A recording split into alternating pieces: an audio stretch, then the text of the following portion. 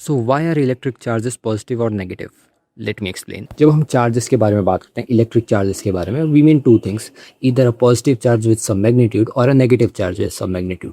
But मेरा सवाल ये है कि हम जो इनको पॉजिटिव या नेगेटिव कहते हैं, एक पॉजिटिव चार्ज है एक नेगेटिव चार्ज है, इनको पॉजिटिव क्यों कहा जाता है? Like why are they called positive? उनको कुछ और भी कहा जा सकता है ना। अगर हमारे पास दो टाइप के चार्जेस हैं तो मैं कह सकता this is an alpha charge, this is a beta charge, this is a red charge, this is a blue charge, जैसे हम क्रोमोडायनेमिक्स में कहते हैं कि रेड ग्रीन और ब्लू हमारे पास क्वार्क्स होते हैं types. So how they are named like this? So this lies in the story behind it कि कैसे इनकी डिस्कवरी और कैसे इसकी हिस्ट्री कहाँ तक जाती। So as per the story goes, charges are discovered by rubbing two things together like a silk cloth and a glass rod. So जब इन दो चीज़ों को साथ में रब किया जाता था तो उनको साथ में रब करने से होता ये था, जब मेरे पास मैं ग्लास रॉड को एक सिल्क क्लॉथ में रब कर रहा हूँ, रब करने की वजह से जो मेरे ग्लास रॉड है, अगर मैं उसको बाद में किसी हेयर के पास लेके जाऊँ या पेपर के पास लेके जाऊँ तो वो उनको अट्रैक्ट करती थी। और ये तुम घर में करके भी देख सकते हो। अगर तुम घर में ग्लास रॉड लोगे या फिर तुम्हारे पास ग्लास रॉड नहीं है तो तुम एक स्केल लो, एक नॉर्मल प्लास्टिक स्केल को अपने हेयर में रब करो और हेयर में रब करने के बाद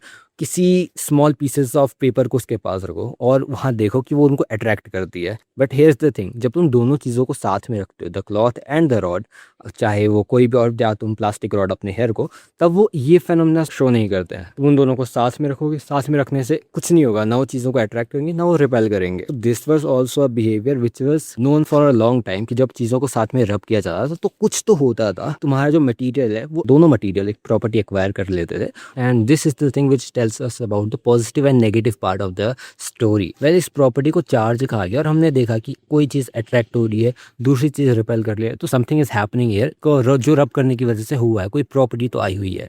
उस प्रॉपर्टी को इन लोगों ने चार्ज कहा। चार्ज कहने के बाद जब उन दो अलग अलग चार्जेस को हम देख रहे थे separately they are working, like कोई अट्रैक्ट कर रहा है कोई रिपेल कर रहा है, but when taken together the cloth and the glass rod, nothing is happening. It's like there is no property like that. So अगर मैं मानूं कि एक चीज अट्रैक्ट करे दूसरी रिपेल करे, so they must have equal and opposite effect. But जब तुम उन चीज़ों को एक साथ रख रहे हो, it's like there is nothing, there is no charge. So taking two things together जो कि काइंड ऑफ अपोजिटली बिहेव करें, उनको जब साथ में रख रहे हो तो उनका होना और ना होना बराबर ही है, कि दोनों चीज़ें है ही नहीं अब। सो दिस अपोजिट बिहेवियर कि उन दोनों को साथ में लाने से वो एक दूसरे के इफेक्ट्स को कैंसिल कर दे रहा है, इस बिहेवियर से हमने एक ये चीज़ की कि वो जो दो मेरे पास चार्जेस हैं, अलग अलग चार्जेस हैं, have to be opposite in behaviour. Like अगर मेरे पास एक है तो अपोजिट बिहेव कर रहा है दूसरे के, और जब वो साथ में आ रहा है तो एक दूसरे को कैंसिल करते रहे।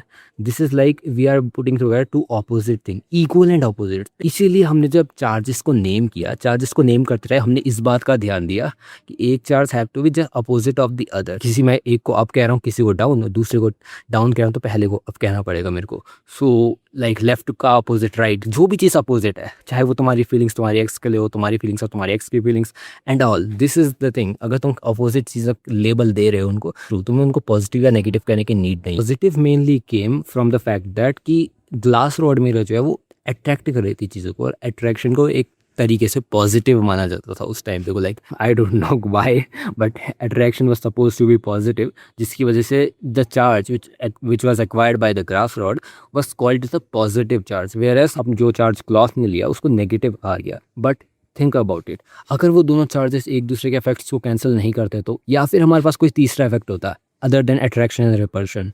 लाइक मेरे पास चार्ज है, चार्ज ने पॉजिटिव और नेगेटिव के अलावा, मैंने मान लिया मेरे पास चार्ज मिले मेरे को, एक क्या कर रहा है चीज़ों को अट्रैक्ट, दूसरा रिपेल। मेनली हमारे पास क्या पता कोई तीसरा इफेक्ट होता है कि वो चीज़ों को लॉक इन कर दे रहा है वैसे के वैसे, कि मैंने रखा और ना वो दूर जा रहा है ना वो पास आ रहा है, बस वहीं अटका हुआ है, मैं जहाँ चीज़ जा रहा हूँ उसी के साथ locking mechanism.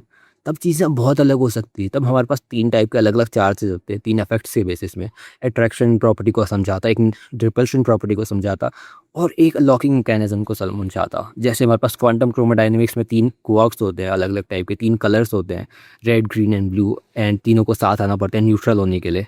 That's the same thing कि अगर वो एक दूसरे के इफेक्ट्स को इक्वली कैंसिल नहीं करते तो वो इक्वल अपोजिट नहीं हो सकते थे। अगर वो थोड़ा कैंसिल करते तो they have to be opposite but not equal and opposite.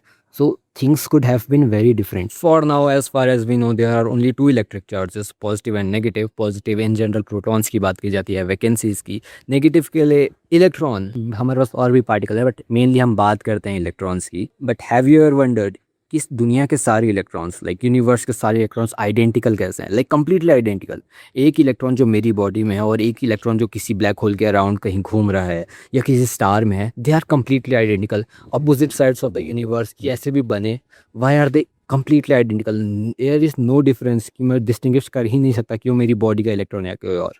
या तुमने कभी सोचा है कि why are charge conserved, like कोई भी क्वांटिटी कंजर्व्ड क्यों है?